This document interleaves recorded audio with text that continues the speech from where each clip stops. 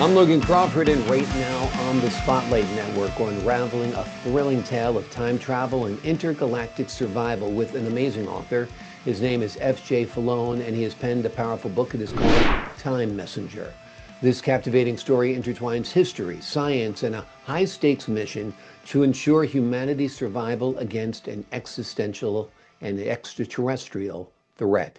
Join us as we delve into this imaginative journey where every decision shapes the fate of humanity and its future allies, the Tarsi.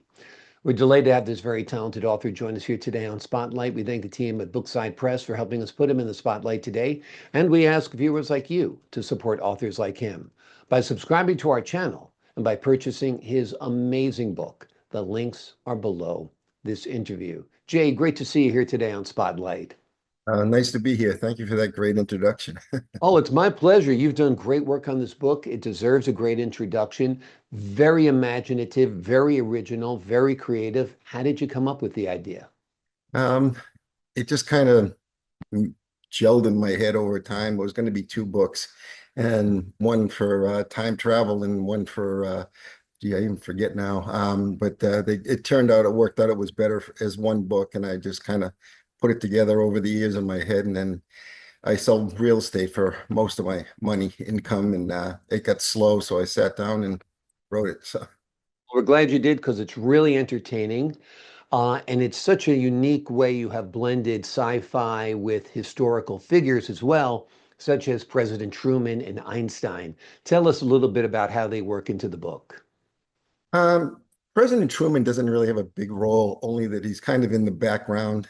Einstein is um, well, that gets into towards probably the middle of the book where one of the members makes it back to the present and finds him, and he helps orchestrate the construction of the time machine and in the time travel sequence, which is 65 million years ago, and right now they're tied together for the human survival. So, Oh, it's wonderful. It's a really creative, very interesting part of the story. Why did you choose to set it in 2007?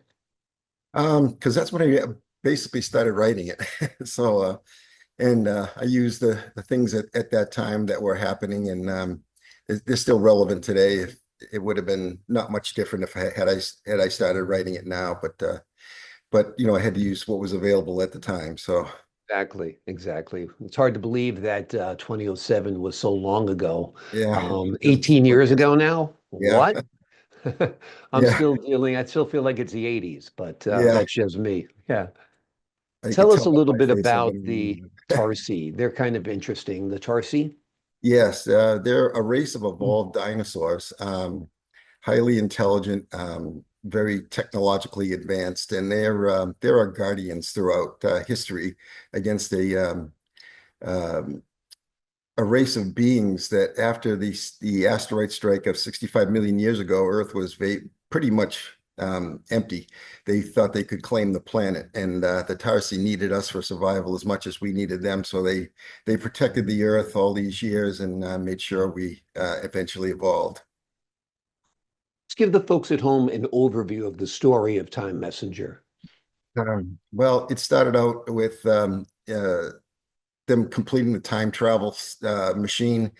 They were kind of duped into believing that they were constructing this to send back some probes to observe the meteor strike 65 million years ago that was going to wipe out most of the life on the planet, the dinosaurs. And as they progressed, this enigmatic figure, Mr. Ross, was relaying basically information back to the U.S. government, and they were constructing a much larger version of the time travel machine to send some people back to talk to the Tarsi and warn them of the asteroid strike that was approaching. Um, and they became heroes to the Tarsi, and of course they helped them get off the planet. The meteor was too big for them to deflect or do anything else with, so they um, constructed a machine called Time Messenger that was going to send them back in time through Einstein's relativistic equations. They're going to orbit the Earth for many years until they caught up with 2007 and then came back and warned the human race as to what was happening. So, and, Wonderful. It's a great and that's premise. It's a great story. Talk to us a little about time travel and how it works in your book. well, um, there's no such thing as time travel, so I had to kind of wing it. Basically, it was a time machine that generated a huge gravity well, and the more power you put in, the farther you could go back. So, after they tested it, they launched a few probes into orbit. They figured out that when we see TV, people time travel, they end up in the same place. Well, the Earth's moved since they went back in time. So if they send something back in time, they had to figure out that it ended up in space because the Earth is no longer there.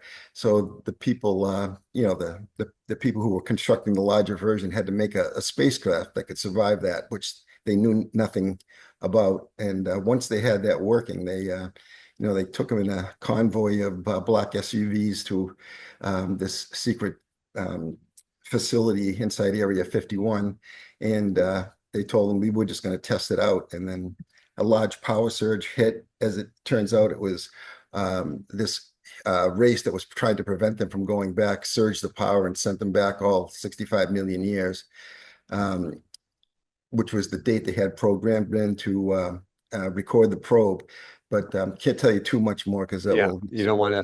don't want to spoil the ending of the book or the prime or the central themes either. Yeah. Talk to me a little bit about your vision for this book. Have you visualized it as a movie, perhaps, or a TV series? I really didn't when I first started, but now I'm getting I guess I've talked to a couple of movie producers, and I guess I've got scheduled a few more to interview with. I mean, I think it would make a cool movie. I think it would be very expensive for Yeah. the amount of CGI that would be required, but I think it would make a pretty interesting story.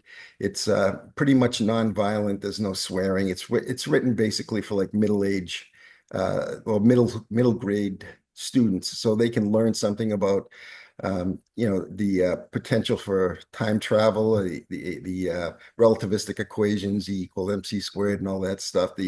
As far as I know, I mean, I have a degree in engineering. I did the best I could to make all the calculations correct. So maybe they can try and see if I'm right. Maybe I made a Yeah, mistake, which would be great if the kid figured that out and told me. So. that would be great. Amazing. Now, in your book, there are intergalactic threats. Talk to us about that aspect of the story. Well, they don't come into too much play into this book other than they some minor attacks and trying to take the planet, but this is a trilogy, and we go into them more in the second book, which I'll release as soon as I sell more of these books. It sounds good. So you're planning three books in this series. All right, two of them are All three are done. written, or all two are written so far? Two are written. The third one's about half done. Okay. And tell us about the second book a little bit. Where does that pick up and what happens in there? Well, it picks Much as you can without ruining the first. yeah, it picks up with them, really trying to take over in Earth has a base on Mars, which they're protecting, and um, I really can't go too much into that Of course. without giving Without away. spoiling, yeah. Yeah, without a doubt. Is there a message that you hope readers take away from your book? I know you hope that they get more informed about Einstein's theories and the prospect of time travel, but is there any other message you hope they get? Yeah, not a real message, but just trying to generate some interest. I mean, when I grew up, everybody was they were a scientist in their garage, and I grew up with War of the Worlds, the original one, Day the Yeah. Earth Stood Still, Lost in Space, Star Trek, and that's what inspired me to get my engineering degree, and I hope that this will inspire maybe some younger kids to get interested in science. So it doesn't seem like they're interested in much more than doing this, but yeah, Staring at their phones constantly yeah, or playing it as a controller. Absolutely. Be nice if they're building rocket ships in their garage or at least a go-kart or something like yeah. that, or maybe their own time travel machine. That would be Yeah, cool, no, right? but yeah, I did that. I built rockets, the Estes rockets, and we launched those and a go-kart, an Yeah, old motor off an air compressor, and I did all that stuff just for fun. So I'd like to exactly. find out Well, how much fun science can be. So those are great learning experiences. Yeah, I spent my life as a child taking the wheels off of shopping carts and turning those wheels into go-karts yeah, and that kind of stuff. And you really do learn valuable lessons when you get out there. Use your brain, use your head, use your imagination. Well, you certainly have used your brain, your head, your imagination in writing this book. It is just terrific. It is called Time Messenger. It is a captivating story that intertwines history, science, and a high-stakes mission to ensure humanity's survival against an extraterrestrial threat.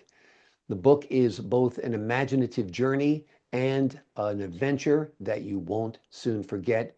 It's a story where every decision shapes the future and the fate of humanity as well as its allies, the Tarsi. Jay, thank you so much for joining me here today on Spotlight. thank you very much for having me. I appreciate your time, sir, your wit, your wisdom, and your insight. To the folks at home, I'm Logan Crawford, thanking you for your time, this time until next time on Spotlight.